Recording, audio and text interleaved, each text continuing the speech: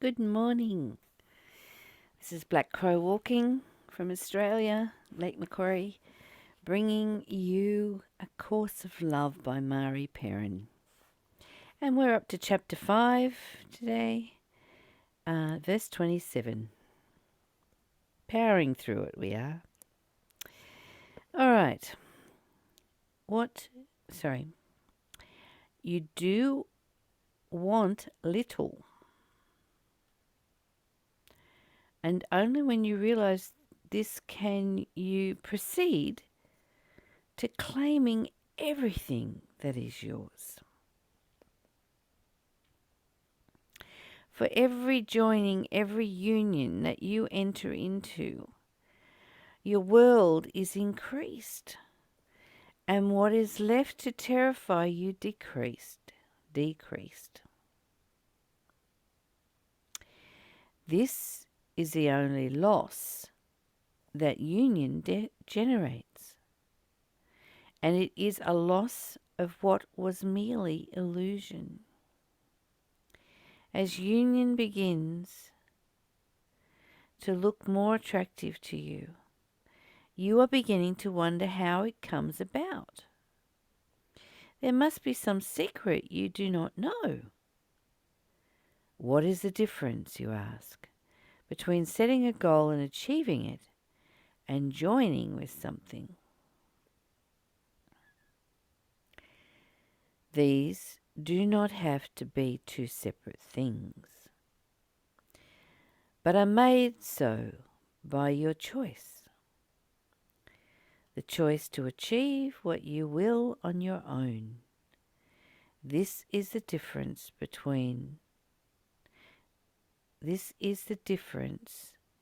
there is between union and separation. Separation is all you perceive on your own.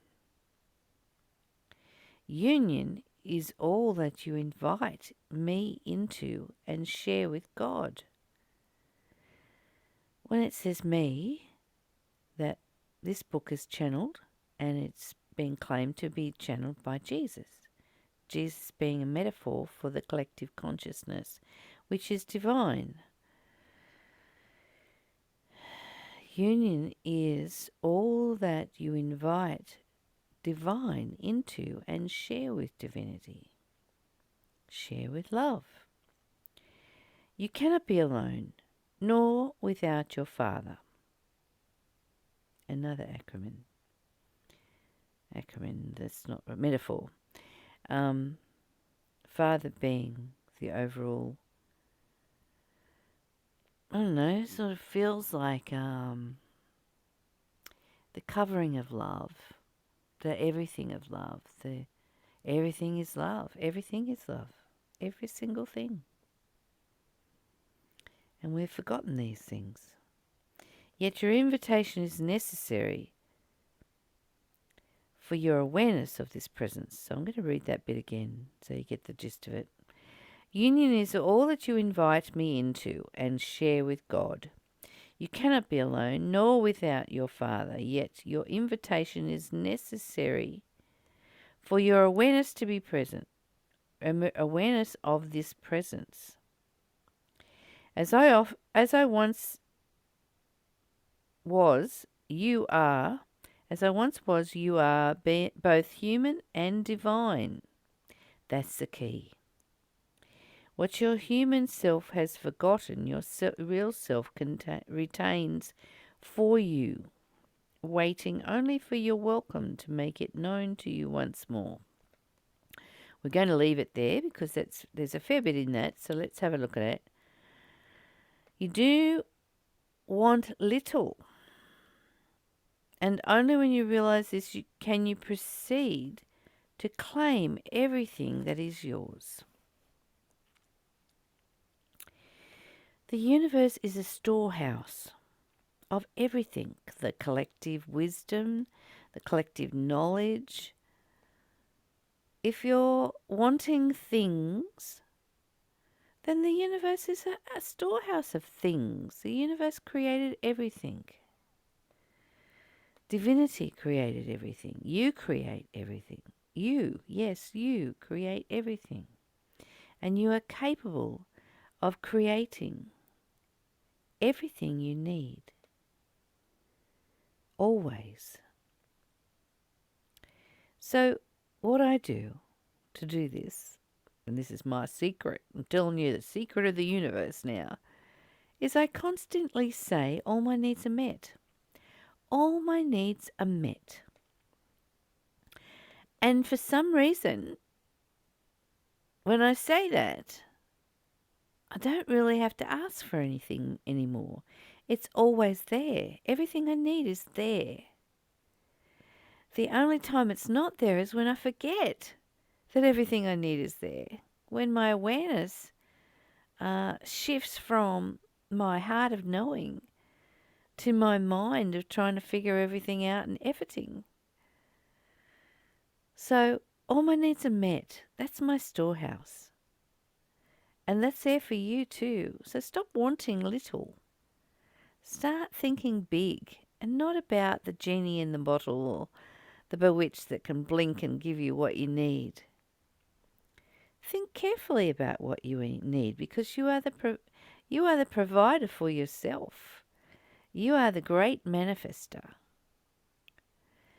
And as we talked about yesterday, winning the lottery does not bring you happiness, because happiness is already your natural state. So it's being aware and awake. If you could ask for the abundance of that, if you want to manifest the abundance of that, all your needs are met. It's already here. You already are happy. And that happiness just bubbles up from your heart, and you just know the joy of everything being available to you, everything aligning with your energy as you walk out into the world with happiness, peace and freedom. Everything aligns. Everything is affected by your natural state. So when you wake up to this, when you realize that you're not separate, that you are everything and everyone, everything's available and everyone is available to your heart process, to being, just being in the world, joined with everyone's heart, joined with the abundance of everything. There you are. For every joining, every union that you enter into, your real world increases. Your real world is increased, and what is left to terrify you decreases. So when you know that this storehouse, which is yours, this earth, this beautiful earth that provides you with everything you need, it's only your egoic mind that thinks you need more money, more power, more things, more efforting. You don't need to do that. Just appreciate what's around you. Open your eyes and really look at the flowers and the trees and the birds and the mountains and the lake, and let it all become a part of your daily awake experience, where it gives you all that you need. How long's it been since you've touched a tree? How long's it been since you sat and really looked at a flower and the intricacies of a beautiful flower? How long has it been since you've actually held a magnifying glass to your own eyeball and looked at your iris and how beautiful and flowery it is? I could go on, but I won't. As union begins to look more attractive to you, you are beginning to wonder how it comes about. There must be some secret you do not know. I've already told you the secret. What is the difference, you ask? Between setting a goal and achieving it and joining with something, what is the difference? When you join with the heart of love, when you join with the mind of love, of God, of divinity, when you join with the will of divinity, there's no efforting. Absolutely none. Everything just is. It's like you switch into the universal knowing. It's like you understand on another level completely, but the understanding that comes through is so true. So true, and nothing that you have to figure out and find meaning in. Nothing that you have to effort to understand, or effort to create, or effort to know. It's a huge difference. It's the difference between the separation of your consciousness and you.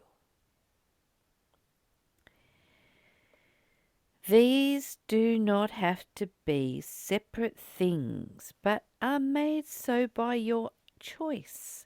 The choice to achieve what you will on your own. Sometimes we think it's easier to be on our own, don't we? I know. I absolutely know that one. But when we bring it into every aspect of our lives, when we individualize and separate ourselves into this single unit, we miss the precious moments because of our fear of others.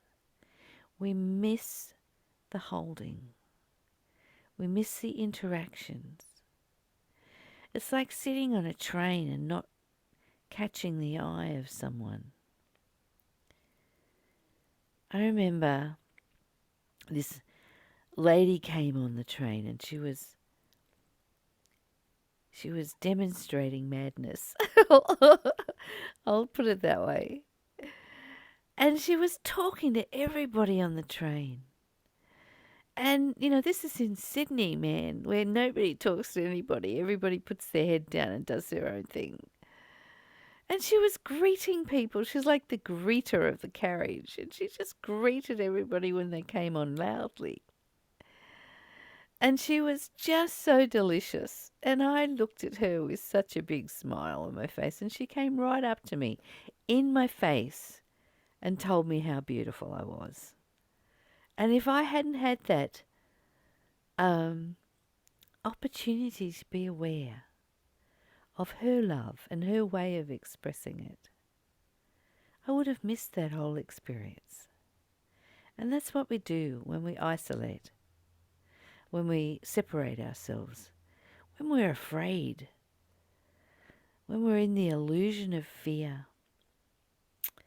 where everything is decreased into this isolation. That's decreased, yes. Come back to the increase of everything loving you, everything being an expression of love for you, to you, by you. This is all the difference there is between union and separation. Separation is all you perceive on your own. Union is all that you invite me into and share with God.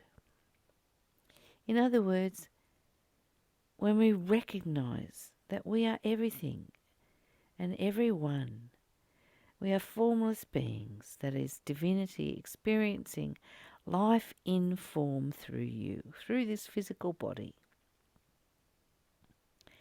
You cannot be alone, nor without your Father, yet your invitation is necessary for your awareness of this presence. So it's like when I say I join my mind with the mind of love, that's an invitation. And all it does is make me aware that my mind is the mind of love. My mind is the mind of God. My mind is this universal wisdom that is so possible and available when I'm aware of it, and I don't think I have to figure everything out myself. I don't think I have to perceive everything. I don't think that I have to be in the illusion and try an effort to figure it out. I don't need to do that. As I once was, you are both human and divine. That's it. We have a human body with divinity living within it. What your human self has forgotten, your real self retains for you, waiting only for your welcome to make it known to you once more. And what is your welcome? Once again, what is your welcome? Your welcome is the invitation to join. It is simply being aware and awake to what is rather than what you have to figure out. You're aware and awake to divinity within you, experiencing life in form. I love you. I hope you have the best day ever. And you will, as you remember your happiness, peace and freedom. Bye for now. Until tomorrow.